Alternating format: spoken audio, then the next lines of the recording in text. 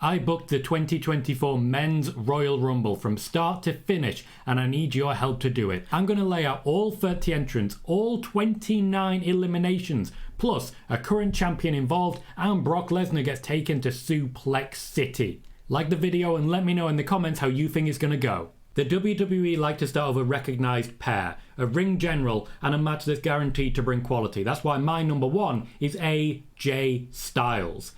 In addition to that, you know you're going to get quality with him. He's a heel at the moment on SmackDown in a feud of LA Knight. Let's pair him against someone you know is going to bring quality, even though the last match they had was many, many years ago.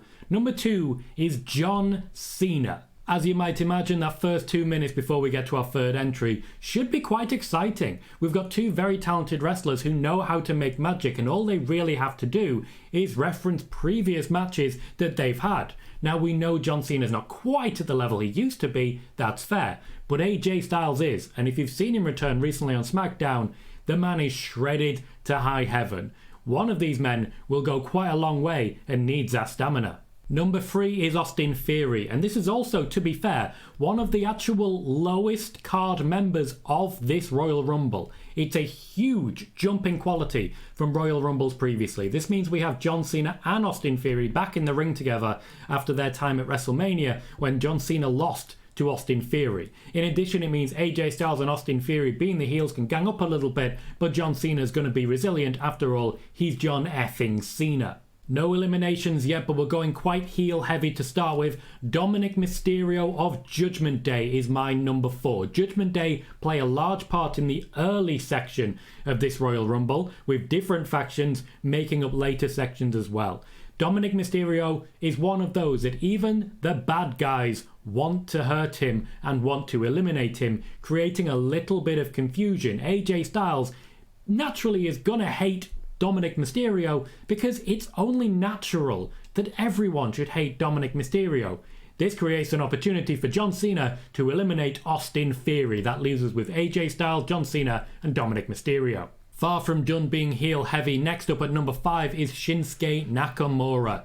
Nakamura and AJ Styles have a lot of history, and Nakamura, heel now, is going to want to kick AJ Styles in the gentleman's region. AJ Styles, heel or no, is going to want to protect his private parts, and who can blame him? It's Shinsuke Nakamura.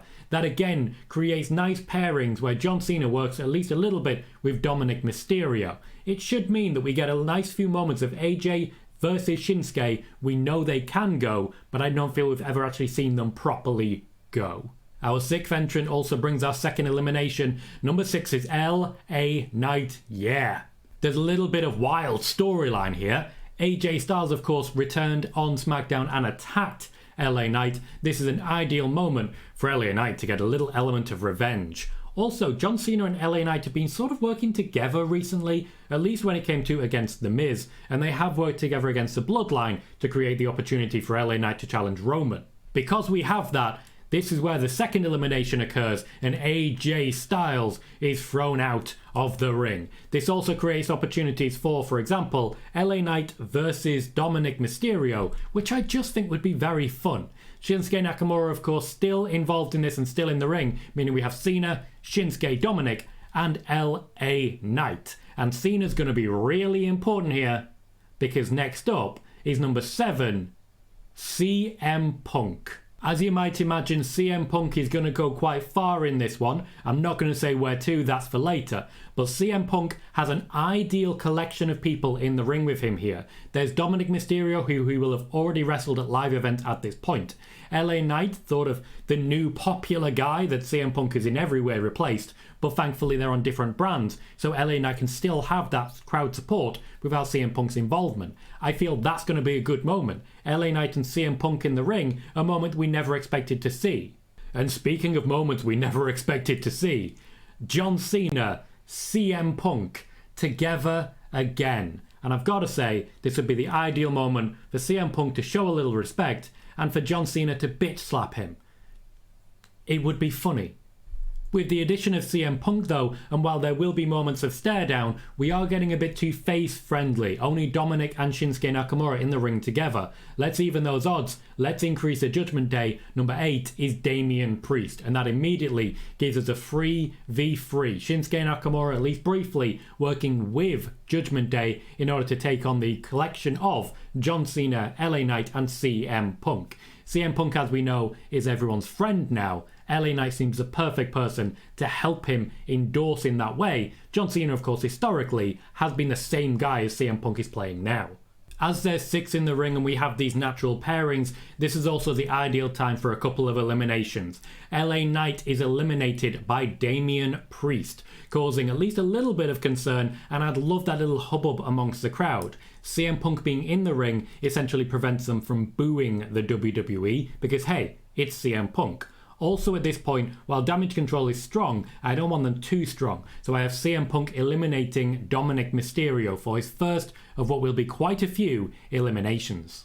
As much as I would love Dominic Mysterio to go all the way, and I genuinely would, I do feel a Dominic Mysterio championship run would just be amazing.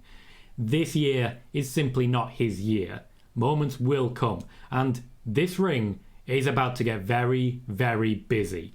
Let's quickfire some entries because we genuinely have no choice but to fly through a few because this ring is getting busy. With the first phase largely done, I'd expect John Cena to be basically laying down a lot more at this point, and as well Shinsuke Nakamura likely the same, but I do see a bit of a Punk versus Nakamura feud, battle, war, whatever you want to call it, happening at this point. CM Punk, as we know, has made a connection with Cody Rhodes, but more on that later because Nakamura might well be surviving until then. At number 9, I have a returning Sheamus. Now, Sheamus is ready to be cleared. He's ready to return to action. That's why they're building what they're building right now with Ridge Holland on NXT. Although what I will say, someone I'm not listing at this point because of his injury may also play a part in that. I'm looking at Big E.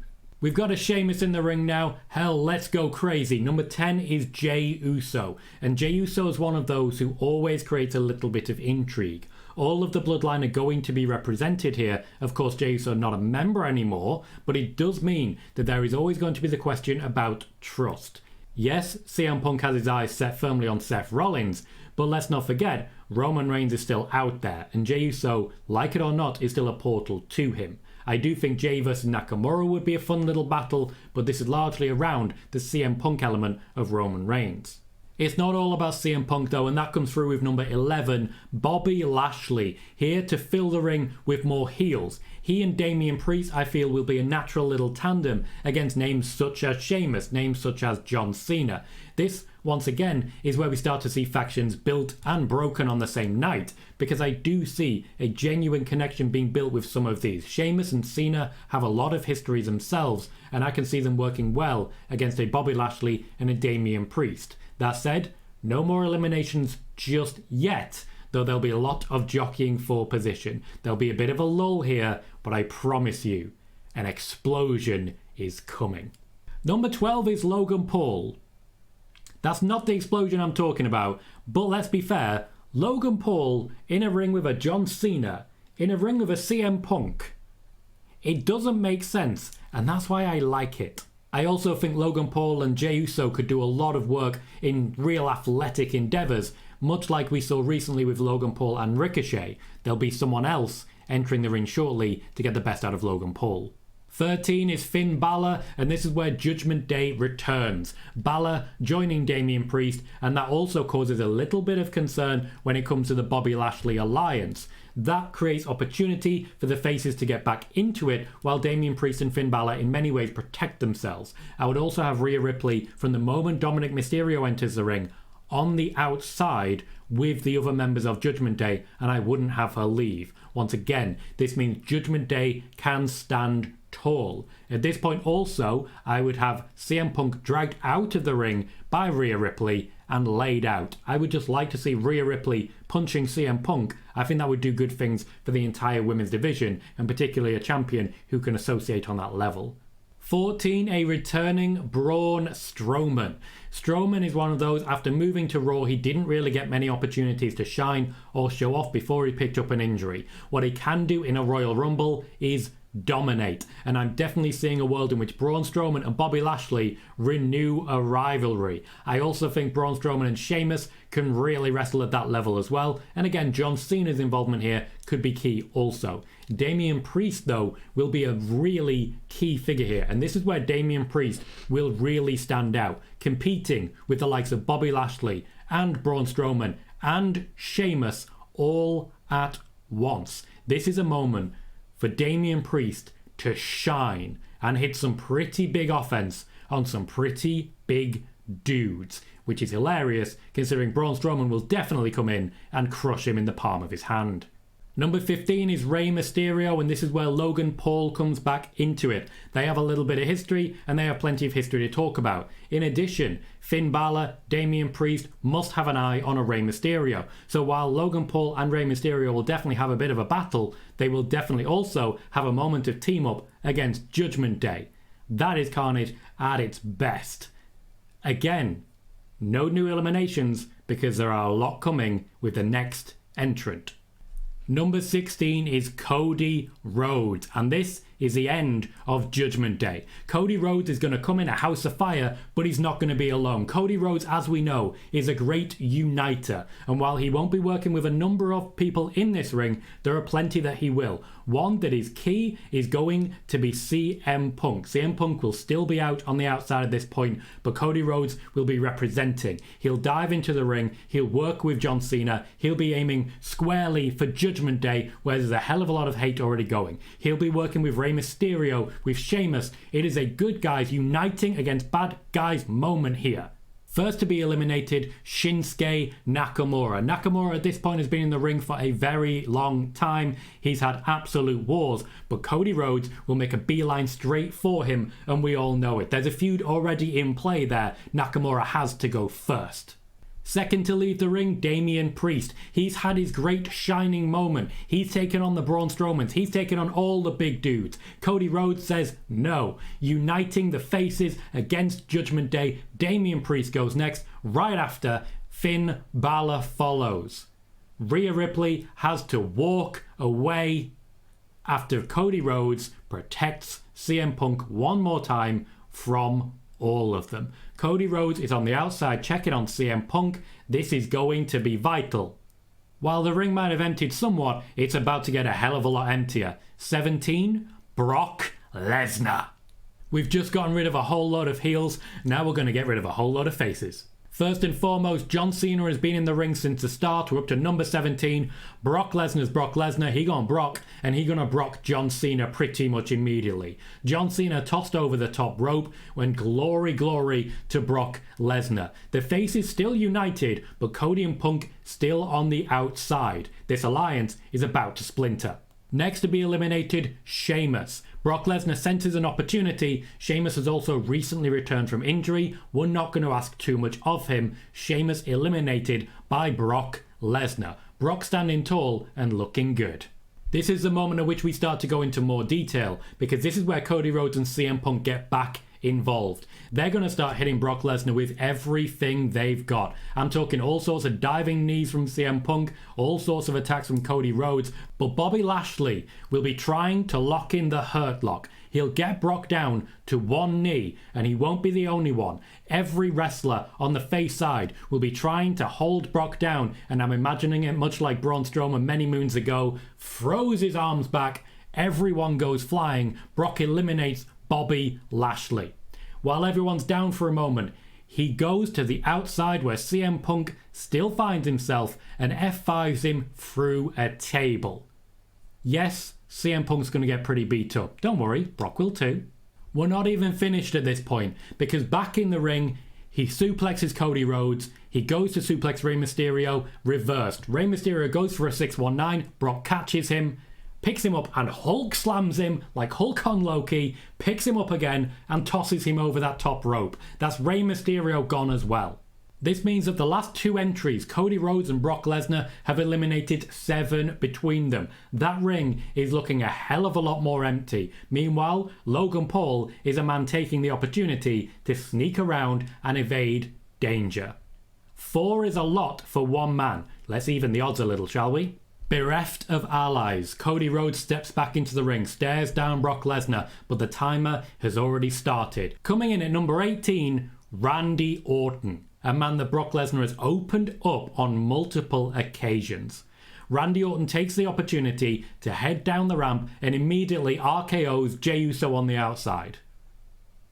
Firstly, to remind you that he's there, and secondly, let's face it, Jey Uso deserved it, but now they're even. Randy Orton gets in the ring, he and Cody Rhodes wear down Brock Lesnar. Randy hits an RKO, Cody hits a crossroads. They try to get Brock Lesnar up and out, but again, Brock Lesnar throws him off, throws some suplexes, and eventually the ring is again cleared as Randy Orton and Cody Rhodes roll to the outside to recuperate and to strategize. Thankfully, as they do, the equalizer arrives. At 19, with only Brock Lesnar in the ring, Gunther makes his entrance. He walks to the ring casually. He has a smile on his face. Brock Lesnar is enjoying the moment as well, excited to spend more time with Gunther. Come get it. Come get it. Gunther steps into the ring. Brock immediately goes to take him out. Brock is German suplexed. With Randy Orton, Cody Rhodes and CM Punk reacting on the outside with glee, Gunther takes Brock Lesnar to Suplex City. Suplex after suplex. Anytime that Brock Lesnar actually stands up, he is chopped down and then bodied upwards for another suplex. Gunther dominates this man. We spent all of 10 minutes enjoying this carnage before the next entrant. The next entrant, though, number 20, is Drew McIntyre. Someone who has beef with Brock Lesnar, who has beef with Gunther, who has beef with Jey Uso, who has beef with Braun Strowman. Yes, I know he doesn't, but Drew has beef with everyone, that's who he is. He has beef with CM Punk. He has beef with Cody Rhodes. He has beef with Randy Orton. He's there to hurt people. Technically doesn't have beef with Logan Paul, but everyone does. He's that sort of guy. Drew McIntyre does not enter the ring. He ignores Gunther's open challenge to him to come and face him. Instead, Drew McIntyre finds Jey Uso, having already suffered an RKO, rolls him into the ring, then enters the ring and eliminates him. Jey Uso out of the match. Randy Orton is questioned by Cody Rhodes and simply looks a little bit guilty. Drew McIntyre and Gunther come to blows, but they're broken up by Brock Lesnar, who takes the opportunity to hit Gunther from behind. Gunther does get an ally. Braun Strowman re-enters the ring, trying to cause some damage and fight them both off, but Drew McIntyre and Brock Lesnar work together. They briefly at least work as a tag team to throw Braun Strowman out of the ring. With Jey Uso and Braun Strowman gone, and Gunther in effect their only option as an ally, Randy Orton and Cody Rhodes re-enter the ring. They manage to take down Brock Lesnar, but Drew McIntyre proves harder to deal with. They're pushed back and forced back by the team of Drew and Brock, essentially allowing the two of them to continue the beating on Gunther unabated. They can't quite eliminate him yet though. At 21, we have the strangest of salvation. Solo Sikoa makes his entrance. Drew foams at the mouth. He is furious. This is the man who cost him a clash at the castle. He goes to the outside. He goes straight after Solo Sikoa. He goes one-on-one, going to war and going to town on this man in the ramp, but Solo Sikoa gives as good as he gets. They start to fight through the crowd. At the same time, Gunther is still being attacked by Brock Lesnar. Randy Orton takes an option, slides into the ring behind Brock's back and hits an RKO. He slides straight back out again, content and enjoying his moment. This gives Gunther everything he needs. Gunther rises to his feet and takes Brock Lesnar straight back down. Powerbomb. Chop. Cuts him to ribbons. Cuts him to pieces. Solo. Meanwhile, Solo and Drew McIntyre are still fighting through the crowd. Seeing an opportunity with only two in the ring and one down, Logan Paul tries to do a springboard off the ropes and attack Gunther while Gunther's not looking. Randy Orton once again takes his moment, slides into the ring, lands the RKO on Logan Paul and slides once again straight back out of the ring. Gunther turns around seeing something has happened and doesn't know how to react. So he just picks up Logan Paul, throws him out of the ring and continues beating the hell out of Brock Lesnar. Number 22 is The Miz, and this is actually going to be quite an interesting one. While there is a war going on between Gunther and Brock Lesnar, one-sided at best, and an actual war going on through the crowd towards the ring now between Solo Sikoa and Drew McIntyre on the outside, The Miz makes his entrance. He looks at the fight in the ring. He looks at the fight out of the ring. He walks around the ring. He joins Cody Rhodes, Randy Orton, and CM Punk. They clasp hands. They have a good time. They just watch with an element of glee. Naturally, The Miz says something, CM Punk gets up in arms about it, and for at least a brief time, Cody Rhodes is trying to split up The Miz and CM Punk and keep them from picking fights, because, personally, these two do not like each other. There's only so many times you can tell someone to suck on a bloody penis, bloody as in covered in blood here, before they start to not like you. Just to be clear on that one. While this is happening with The Miz, we also see the return of Solo Sikoa and Drew McIntyre. They fight over one of the barricades and smash into Cody Rhodes as he tries to separate CM Punk and Miz. Little bit of carnage here allows McIntyre and Solo to separate. More importantly, in the ring, Gunther is getting bored. And I do mean bored. He takes the opportunity to lift up Brock Lesnar, chop him while holding him up, and then throw him out of the ring like the garbage that he is to Gunther. Solo Sikoa re-enters the ring, but instead of immediately picking a fight with Gunther, he's followed by Drew McIntyre. McIntyre goes for a Claymore on Solo, but Solo and Gunther step aside. McIntyre is chopped by Gunther. Solo picks him up and thumbs him, and between the two of them, they eliminate Drew McIntyre. In the ring together, the two of them wait for a moment. There's a moment almost of respect. Randy Orton takes the opportunity to slide in, goes for an RKO on Gunther, and fails. Again, the two step aside. Randy Orton ends up running past them, bounces off the ropes, comes back, gets thumbed. Gunther picks him up, chops him, and Randy Orton is eliminated from the Royal Rumble by Gunther and Solo Sikoa. Cody Rhodes has now lost one of his allies after already losing Jey Uso. The Miz and CM Punk decide, you know what? We need to sort this out, because Gunther and Solo Sikoa are going to take some beating. They move around the ring, split up, try and work out a strategy to actually come in and take on one of these guys, and help is on the way.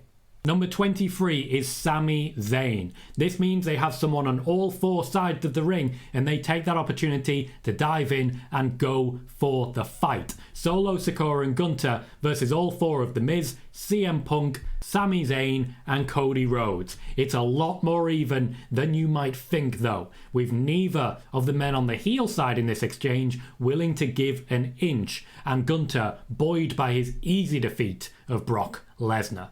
For a while, things calm down. Number 24 is Santos Escobar, someone joining the ring without a recognised partner for a feud here, and that's okay, because he can naturally help out the more heel side. He can split off and we can have like quite enjoyable little matches between him and Sami Zayn, or him and Cody Rhodes. There's a nice little opportunity here to see a little bit of the future of Santos Escobar. We also need the ring to fill up a little bit more as we build towards our finish. Number 25 is Jimmy Uso, and now we have a 4-on-4. Jimmy Uso naturally will side with Solo Sikoa, and the heel sections will split up a little bit into a 2 and a 2. This does mean that the Bloodline is now fully represented. Meanwhile, Sami Zayn is in the ring as well, trying to get a little bit of revenge. It's difficult though because Cody Rhodes, still trying to get his own revenge on Solo Sikoa, is struggling just the same. They're trying to get some revenge on the Bloodline, but it is not working for them. They need more help,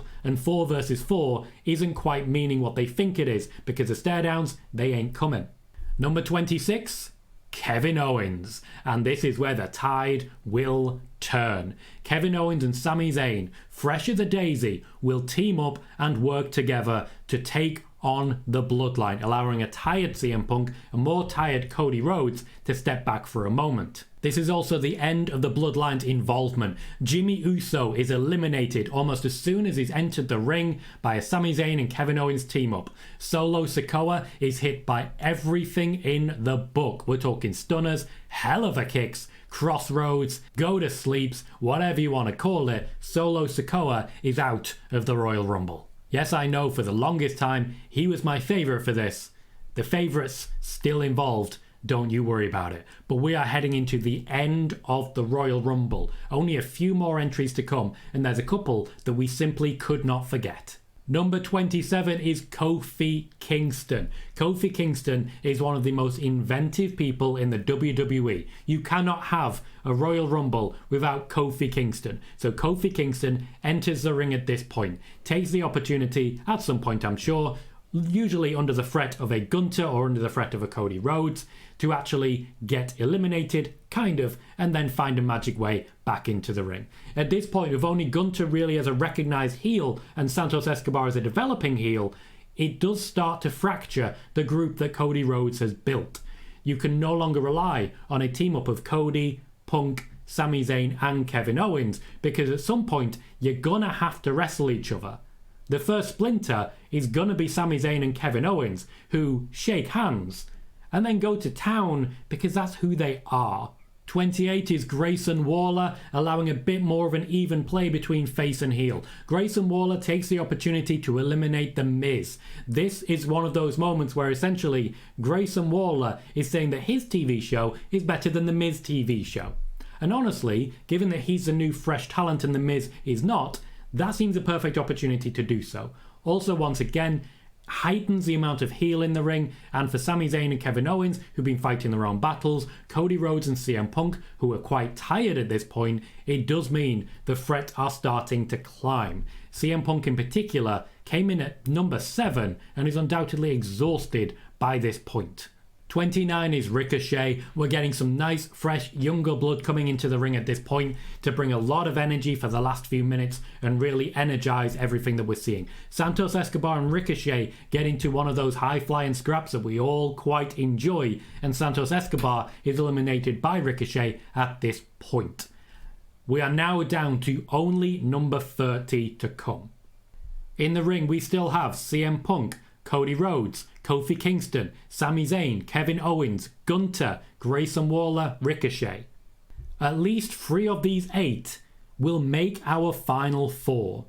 But how will number 30 be involved in this? Number 30 is heralded by the arrival of Nick Aldis, who states on the microphone a deal has been struck. He's shortly afterwards joined by Paul Heyman, who shakes his hand and tells him he's making the right decision. Number 30 is Roman Reigns, here to ensure that nobody wins the Royal Rumble, and he takes the night off at WrestleMania. He's also not alone. Jimmy Uso and Solo Sikoa don't get into the ring with him, but they follow him down to the ring and walk around on the outside, ready to pick off prey. One of the earliest to be picked off is Kofi Kingston, who's on the apron, but he's distracted by the arrival of Roman and doesn't realise that Jimmy Uso and Solo Sikoa have come back through the crowd to pull him away and eliminate him. With the Bloodline now back in play, Sami Zayn and Kevin Owens team back up to try and take them down, but this is also when Roman enters the ring. And with the opportunity for a 3-on-2, Sami Zayn is eliminated next, and Kevin Owens is eliminated almost immediately after. One spear, good night, Solo Sikoa and Jimmy Uso ready to pick him off on the outside. Roman picks off some of the weaker members of the herd who don't have allies. Grayson Waller goes next. Ricochet goes shortly after, probably hitting his face in that way that he does when he does 14 flips before he hits the ground. This leaves us with our final 4. CM Punk, Cody Rhodes, Gunther and Roman Reigns. While Jimmy Uso and Solo Sikoa are still in play, we see the arrival now of Jey Uso and Randy Orton, which I know Randy Orton basically got Jey eliminated, but Solo Sikoa and Jimmy Uso are risking their guy. Their guy is Cody Rhodes. So Randy Orton and Jey Uso return to the ring to take out Jimmy, to take out Solo, and before you know it, Roman Reigns is alone with an exhausted Gunther, an exhausted Cody Rhodes, and an exhausted CM Punk. Opportunity knocks. First of the final four to be eliminated is Gunther. He hasn't got a real opportunity here. Roman Reigns might be focused on Cody and on Punk, but while Cody and Punk are more tired at this point, Gunther takes the fight to Roman. It's just Roman at this point. The Bloodline are gone. Gunther takes the fight to him. He's hitting those chops. He's hitting those clotheslines. Goes for a powerbomb. It's reversed. Roman takes the opportunity to hit a spear. Tries to eliminate Gunther. Gunther takes a knee, sweeps the legs out from under Roman, and chops him down again. The next chop missed. Another spear. Gunther goes down. This time Roman picks him up again, tries and fails to eliminate him. Sits back, cocks his hand, hits him with a Superman punch when he's already on his knees, and Gunther goes down again. Gunther still taking the fight, but simply not succeeding at this point. CM Punk goes for a jumping knee at Roman, hits Gunther. That's an opportunity. Roman spears Punk, eliminates Gunther. Already hit by a spear, CM Punk is down. Cody Rhodes and Roman Reigns have a stare down in the middle of the ring. They start the fight quickly. They're immediately laying haymakers into each other. Cody's going for a crossroads. Cody is yelling at this man. You are the one. You're the one I want. I'm winning this and I'm taking your gold. While he puts up a valiant fight, Roman Reigns is fresh. And Cody Rhodes is not a threat, unfortunately. Roman is able to level Cody Rhodes with a number of very well placed forearms and spends a moment mugging to the crowd. Cody Rhodes is eliminated by Roman. The story still has not finished. It is not completed. But there may still be a route to it because there are two men left in the ring, Roman Reigns and CM Punk. Last year we got Cody versus Gunther as a 10-minute brawl to finish the match. I see no reason for this to change. You give me Roman and CM Punk and I will give you a heart attack in a bottle. Imagine a world in which we saw this even a month ago. Cody Rhodes eliminated by Roman, leaving CM Punk versus Roman Reigns. Not only that, after a nice little brawl, after a nice little fight, and after Cody Rhodes providing some distraction on the outside due to the rage he feels at not being able to finish the story, CM Punk can make Roman Reigns go to sleep.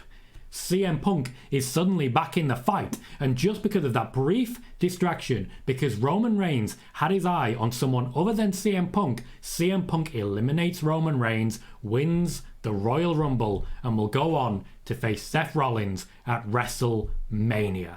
30 entrants, 29 eliminations, 1 champion, and 1 winner. We head on to WrestleMania where Cody Rhodes does get to finish the story and CM Punk takes on Seth. Let me know what else you want me to book and let me know in the comments what you want to see for this year's Royal Rumble. Be sure to check out the rest of PLE Wednesdays for my predictions of WrestleMania matches. In the meantime, I've been Tom Colohue, you've been fantastic, and I'll see you very soon.